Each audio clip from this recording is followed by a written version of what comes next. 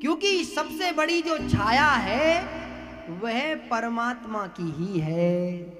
जिस प्रकार से व्यक्ति को वृक्ष में बैठ करके शांति की अनुभूति होती है, कितनी भी तेज धूप पड़ रही हो और व्यक्ति यदि वृक्ष की छांव में खड़ा हो जाए तो व्यक्ति को एक शीतलता की अनुभूति होती है। वैसा ही मनुष्य भी है। मनुष्य जब कष्ट में आता है तब उसको हरि याद आते हैं, कोई नहीं आता। लेकिन भगवान भी गारंटी देते हैं कि तू किसी भी परिस्थिति में मुझको बुलाएगा मैं तेरे पास आ जाऊंगा, लेकिन तेरे कर्म ही तेरा भाग्य तय करेंगे। मैं तो पास आ जाऊंगा लेकिन कर्म तेरे ऊपर निर्भर हैं। यदि तूने कर्म अपने ठीक किए होंगे तो तेरे को कोई कष्ट नहीं होगा, वरना तुझे कर्म का तो भोगना ही है।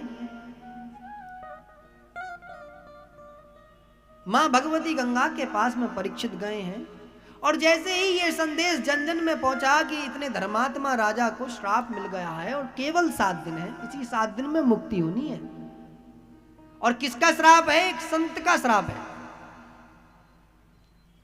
और कहते हैं जिस व्यक्ति को श्राप मिलता है उसके सभी पुण्य तो क्षीण हो जाते हैं।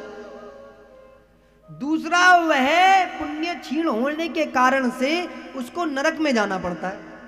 तो संतों ने सोचा इस व्यक्ति ने इतनी सेवा करी है साधुओं की, इतनी जनता की सेवा करी है, उसके बाद भी यदि इसको इतना कष्ट मिलेगा तो ये तो इस राजा के साथ में अन्याय होगा। तो इसलिए सभी साधु परीक्षित के पास में आते हैं और आकर के परीक्षित को दिलासा देते हैं, परीक्षित कोई ना कोई समस्या का समाधान मिलेगा, तुम भयभीत ना हो।